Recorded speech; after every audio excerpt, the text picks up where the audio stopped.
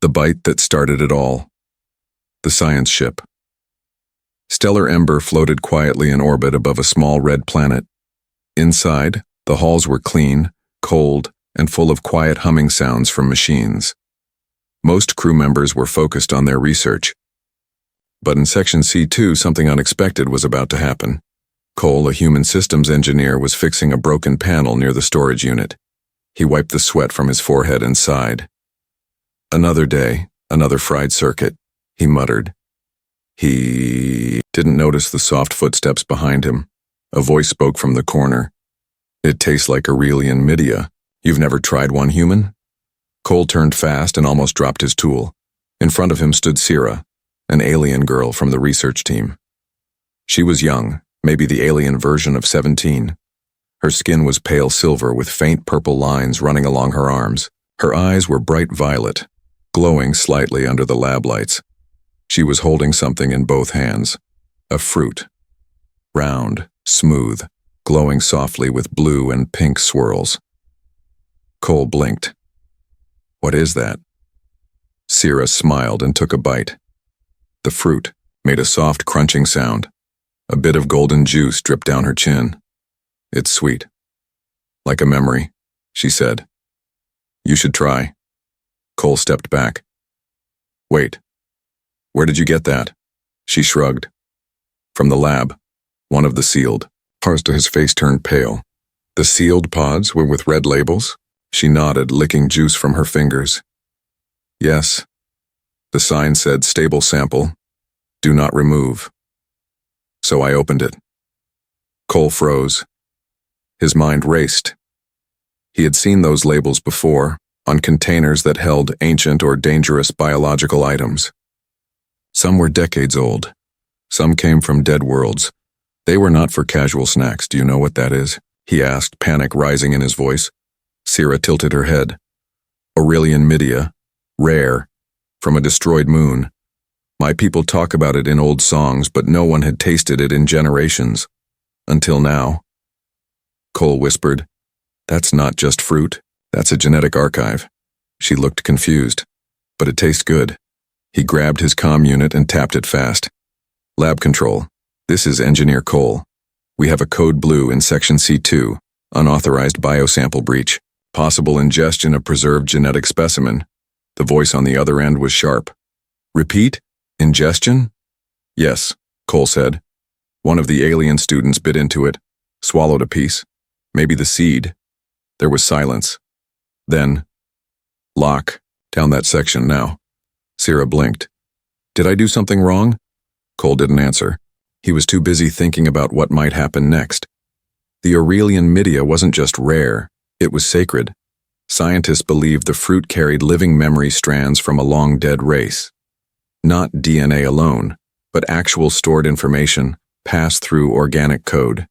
If she had swallowed the seed, her body might be absorbing the memory right now. Minutes later, 2 scientists and a medical officer arrived in protective suits. They gently led Sierra to the medbay for scanning. Cole followed, feeling guilty. It wasn't her fault. She didn't. And inside the scanning chamber, Sierra sat quietly while machines buzzed around her. Screens showed strange energy patterns inside her body. Something near her stomach was glowing and moving. She definitely swallowed the seed, the medic said. But it didn't dissolve. It bonded. Bonded? Cole asked. Yes, the scientist replied. It attached to her nervous system, like it knew where to go. Sierra looked down at her hands. I feel strange. My skin tingles. The lights in the room flickered. Everyone turned to her. She looked up slowly. I remember something. Cole leaned forward. What do you remember? She whispered.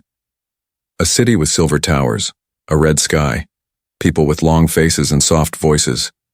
But I've never seen it before. The head scientist stared at her. She's experiencing memory transfer from the Aurelian archives. Cole looked at Sierra. You're not just remembering, you're becoming part of them. Sierra smiled faintly. Then maybe it was meant for me. The lights flickered again, and outside the ship, a long dormant beacon on the surface of the Dead red planet suddenly activated.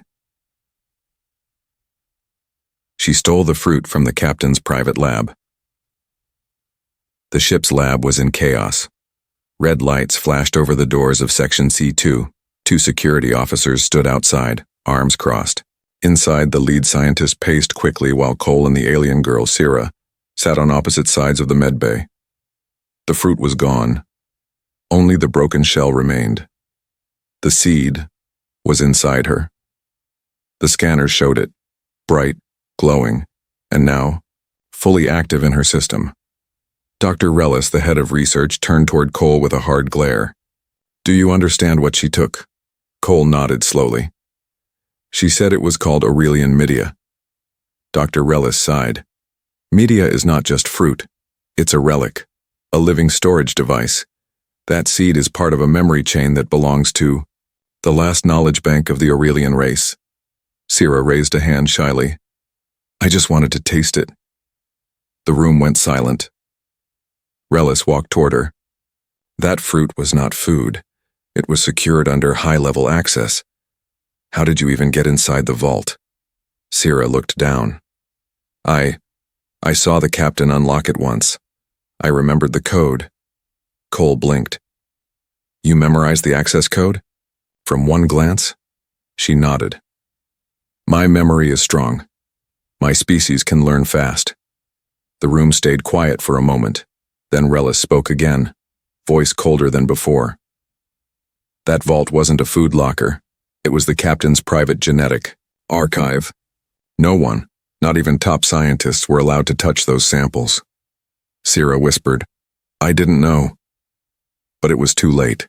The ship's AI spoke through the wall panel. "Biosecurity breach registered. Captain's authority override required. Opening encrypted files." Everyone turned toward the screen. One by one, old video logs appeared. Years ago, one was labeled Project Media, warning, seed memory unstable. Cole tapped the console. The video played. A man, an older captain with sharp eyes and a calm voice, stood in front of the camera. "If anyone finds this, it means someone accessed the media fruit." He paused. "This is not just a knowledge storage system. The media seed contains early-stage genetic echoes. The seed does not share memory. It wants to grow it. If bonded with a living being, it activates. That being becomes a living library." Everyone in the room stared at Sarah. She looked terrified. "What does that mean?" she asked. Cole answered softly. "It means you've become part of something bigger than you know." Suddenly, a second alert echoed from the console. Incoming signal detected. Source, unknown. Origin, planetary surface. Matching frequency. Aurelian signal band, class extinct. Rellis looked stunned. "That signal hasn't been heard in over 200 years. Cole turned to Sierra. "You triggered it." She stood up slowly, swaying. Her eyes shimmered brighter now. Her fingers glowed faintly at the tips. "I feel something pulling me," she whispered. "Calling." Dr. Rellis stepped forward. "We need to contain her." Cole moved between them. "No, you're not locking her up." "She has unstable alien memory inside her," Rellis shouted. "That signal could be dangerous. She could be dangerous." "She's not dangerous," Cole said. "She's just confused." Sierra looked at them both. Her voice was calm, but deep, almost layered. "I saw a tree, a giant one, with lights instead of leaves. It whispered to me, told me to come home." Rellis shook his head. "She's hallucinating. It's a side effect." Cole looked serious. "Or it's a map. She saw something for a reason." "That signal, what if it's from the tree?" Everyone turned to the console again. The signal was still flashing.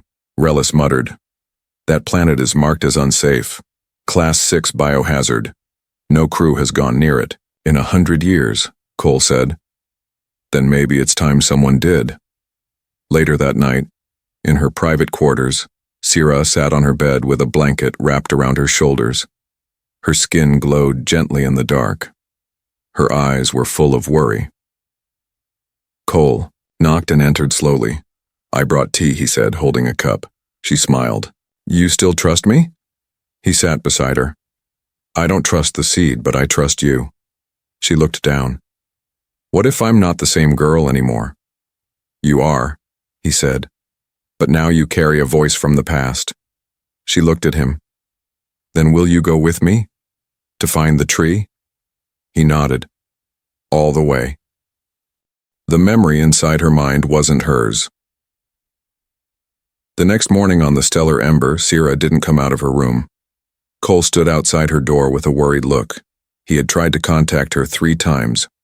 No answer. Finally, he entered.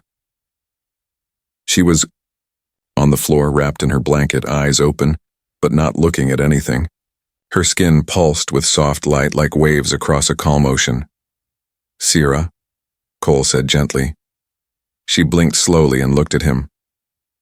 I didn't sleep, she whispered. They wouldn't let me. Cole sat beside her. Who? She pressed a hand to her temple. The voices. They're speaking to me, but they don't sound like me. They sound ancient. Cole placed a hand on her shoulder. What are they saying? She closed her eyes. They call me Keeper. They say I have the key inside me now, and that I must return to the tree. Cole stayed quiet. Then she added something that sent chills down his back. One of the voices said your name. He stared at her. What? She nodded. It said, the human must remember too. The past is not dead. The past walks beside you. Cole looked away, confused. That doesn't make sense. Sierra sat up straighter. There's more. I saw a city, with black towers, a red sun, and a river that flowed upward like it had no gravity. Cole's heart skipped. He knew that place. He had seen it in a dream when he was a teenager, a dream that haunted him for years. He thought it was just imagination. Now Sierra was describing it in perfect detail. How do you know that? He asked. I don't, she said. But the memory is inside me, and it wants to be inside you too. Before he could speak, she reached out and touched his forehead with 2 fingers. In a flash, Cole saw it. The same city. The red sun. The sky filled with floating stones. He was walking through it, but he wasn't himself. He was someone else. Wearing armor. Speaking a language he didn't understand, but it felt real. Too real. He pulled away, gasping. What? What was that? Sierra lowered her hand. The Midia seed doesn't just give memories. It shares them, copies them. And now it's trying to rebuild something through us. In the command center, alarms beeped. The AI spoke aloud. Signal update, the planet below is responding. Pattern increased. Code matches Aurelian data stream. Memory link confirmed. Dr. Relis looked at the screen. She activated the connection. The seed has locked onto the memory root. Another officer asked, Is that bad? Relis answered, It means the planet thinks she's the next librarian. Later that day, Cole and Sierra sat in a small lab chamber. They had been given permission to continue scans under strict monitoring. Sierra's vitals were normal, but her brain activity was off the charts. It's like she's holding a second mind inside her, one of the scientists whispered. Sierra turned to Cole. I think I'm changing. He looked at her closely. Into what? She smiled softly, her eyes glowing gold now instead of violet. Into them, or at least into someone who remembers them. Then she leaned closer. I said, a name in my sleep. Kaelor, do you know it? Cole nodded slowly. My grandfather's name was Kaelor. He died before I was born. He used to be a galactic translator, one of the first to study the Aurelian language. Sierra tilted her head. Then maybe this isn't just my journey. Maybe the seed chose both of us. That night, Sierra spoke again in her sleep. Cole stayed beside her, listening. She mumbled names, coordinates, star systems long lost to maps. She whispered ancient songs in languages that didn't exist anymore. And then she said, the root is still alive, but it's dying. We must go before it forgets everything. In the control room, the captain stood watching a live feed of her sleep patterns. "She's not dangerous," Cole insisted. The captain replied, "No, but she's now the most important living archive in the galaxy. If that root is dying, and she's the only one who can access it, we go." He tapped the console. "Set course for the condemned planet. We leave within 12 hours. Far below on the surface of the red world, something old stirred. Deep under the soil, something massive pulsed with weak blue light. The signal grew stronger. The root was waiting, and it had been waiting. For her. The Kyo, forbidden planet, where the Midia tree still grows. The ship Stellar Ember moved slowly through the red mist of the atmosphere. Below, the planet waited, dark, cracked, and quiet. It had no name anymore. Just a warning in the star maps. Condemned. Biohazard level 6. Do not land, but Cole and Sierra were already preparing for descent. Inside the ship's docking bay, the exploration shuttle was ready. Cole checked the landing gear. Sierra stood beside him, staring through the glass panel down at the surface. "It looks dead," she said softly. Cole glanced at her. "Then why does it call to you?" Sierra placed her hand on the window. "It doesn't feel dead to me, it feels asleep." 10 minutes later, they landed near the center of an ancient city. The buildings were tall but broken. Some were half melted. Others were buried under dirt and vines. No wind, no sound, just stillness. Sierra stepped out of the shuttle first. Her feet touched the dusty ground. As she walked, the Midia seed inside her pulsed gently, like it remembered the place. "This was their capital," she whispered. "I've seen it in the memories." Cole followed, scanning the area. Radiation is low, air is breathable, no movement detected. They moved through old streets made of stone and metal. Symbols were carved into walls, spirals, suns, trees, adoi. The center of the ruins stood a single green tree. It was the only living thing on the whole planet. It was tall, twisting into the sky like a column of light. Its leaves were crystal clear, catching the sun and glowing with soft blue light. Sierra gasped. "That's it." She began walking faster. Cole grabbed her arm. "Careful. We don't know what it is." She looked at him. "It knows me." She stepped forward and approached the tree slowly. As she reached out, the tree moved. Its branches bent down gently, like they were greeting her. The trunk opened at the center, revealing a glowing core, full of floating shapes, lights, and symbols. A deep voice echoed, not from the air but inside their minds.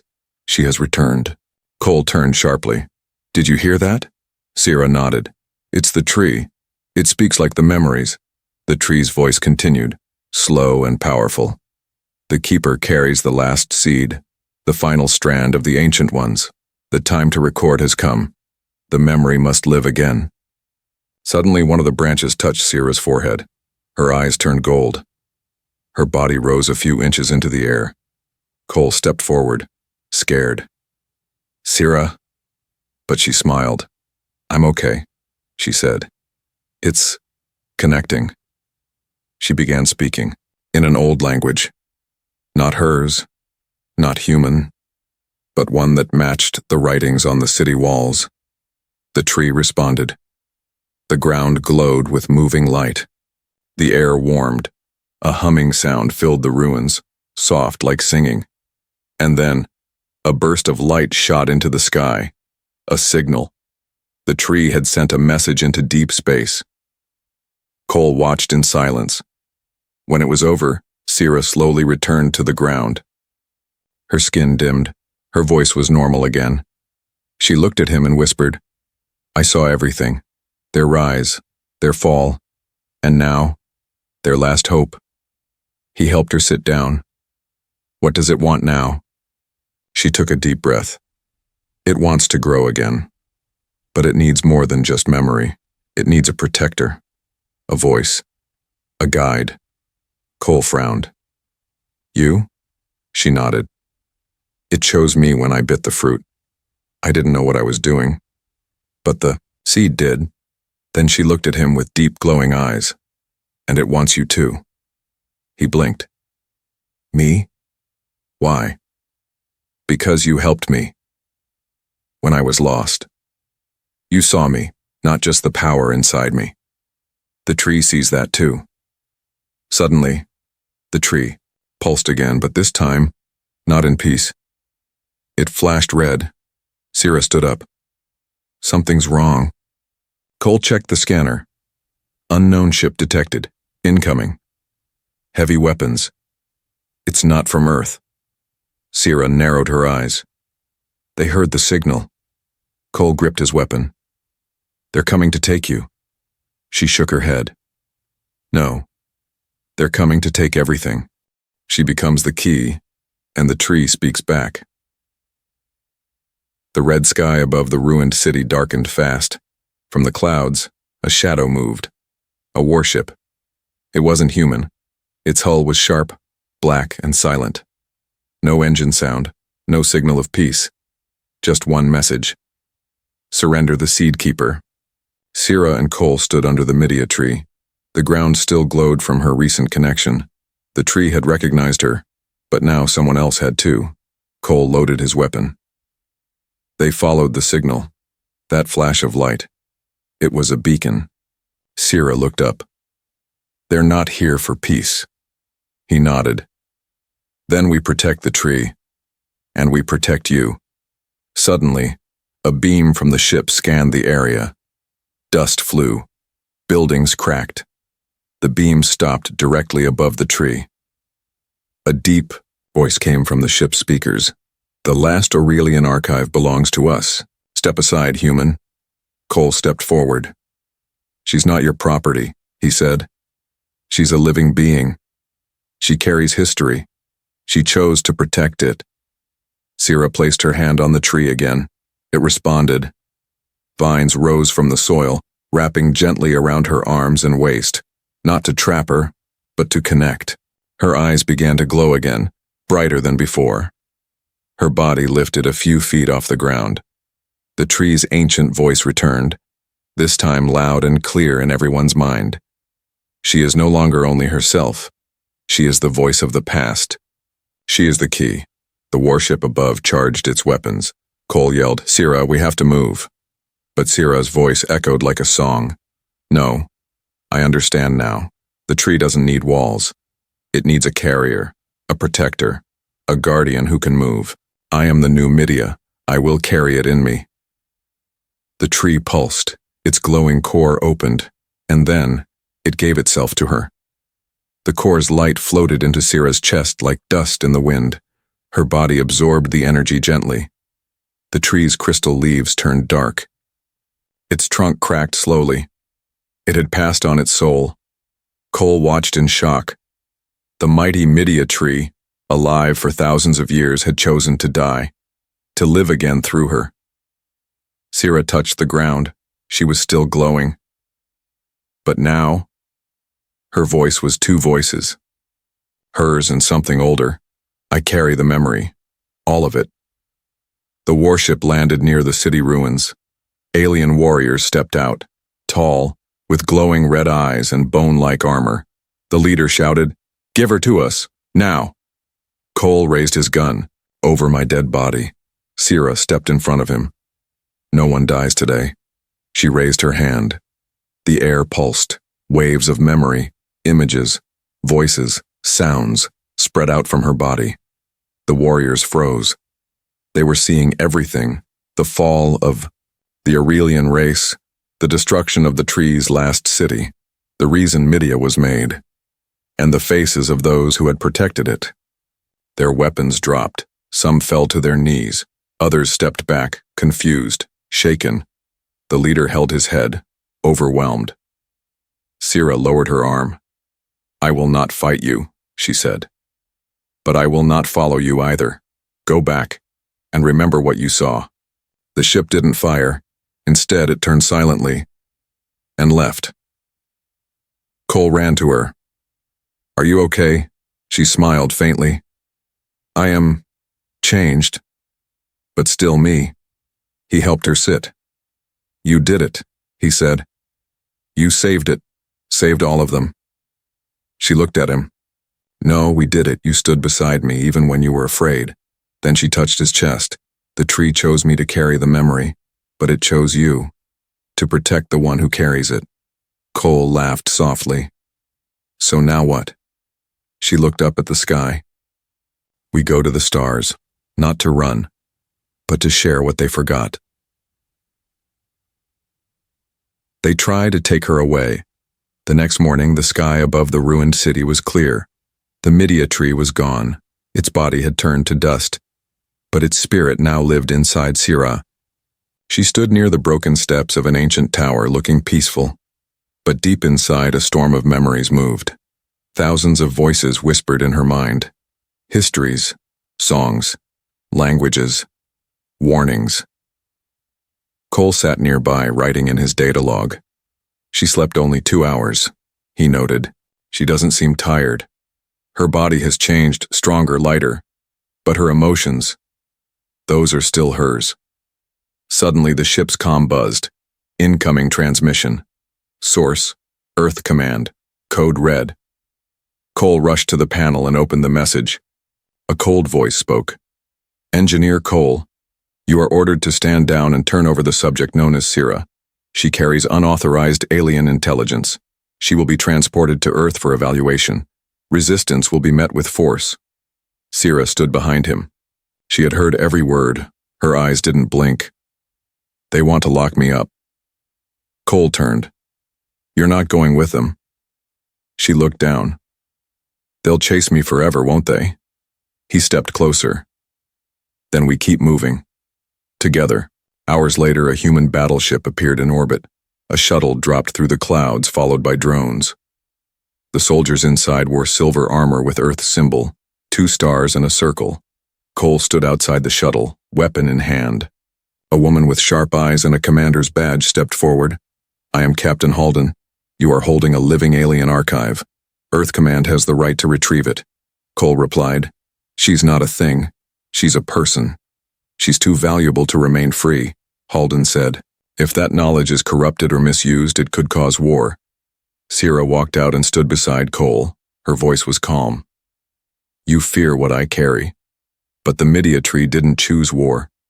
It chose memory. And memory needs to be shared, not locked away. Halden looked annoyed.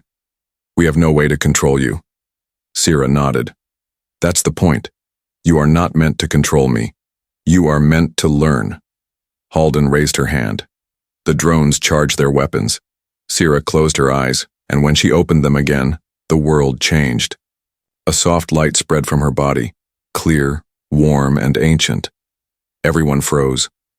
The Earth soldiers saw visions, memories from other worlds, children learning, families laughing, peaceful cities destroyed not by aliens, but by fear.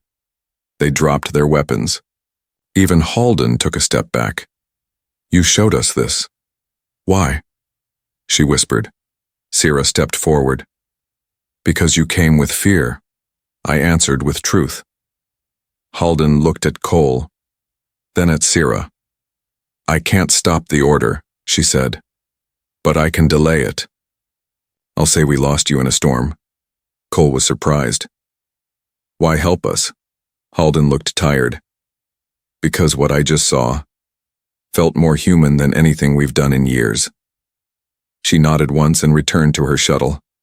The drones flew back into the sky. Later in the ship, Cole and Sira prepared for launch. Sira placed her hand on the control panel. It lit up. She can fly the ship without touching the controls, Cole noted in his log. The Midia memory is guiding her. Before they lifted off, Cole asked, Where do we go now? Sira smiled gently. To the next planet that forgot who it was, I'll remind them. He looked at her. You're not just a keeper now. She looked back. No, she said. Now I'm a teacher. The girl who became the last library. The stars outside the ship moved slowly as it left orbit. Sira stood near the front window, her silver eyes glowing softly. Her hands were behind her back, and her posture was calm, almost still. But inside, her a galaxy of memories flowed like rivers of light. She was no longer just Sira. She was now the keeper of the Media Archive, the last living library of a forgotten race. And her journey had only begun. Cole sat near the console, watching her, quietly. His datapad blinked, asking, "Return to Earth?" Yes, no. He didn't press anything, not yet. "Do you remember everything?" he asked. Sierra nodded. "I remember entire worlds, lost languages, songs never sung again, stories that ended too soon." "Does it hurt?" Cole asked. She smiled faintly. "Sometimes. But it also feels beautiful, like I've been trusted with something sacred." She walked to the center of the ship and touched the floor. Light spread beneath her fingertips, forming a map. Dozens of stars marked in soft gold. "These are places where the old knowledge once lived," she said. "Now I must go there, not to rule, not to lead, just to remind." Cole stood beside her. "You're going to teach them?" She nodded. "Yes. Each planet has its own story, but they forgot. The Media Archive wants me to help them remember." "And me?" he asked. She looked at him. "You already made your choice the day you stood between me and the guns." He smiled. "So, I'm part of this now?" "You were always part of this," she said softly. The ship traveled from system to system. Sierra shared knowledge with small colonies. She healed old records. She helped children in poor cities remember their true names. She taught ancient songs to alien elders who wept when they heard them again.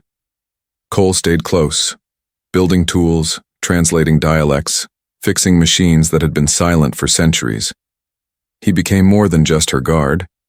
He became her voice in places where her power made people afraid, and slowly, across stars and dust, her name began to spread.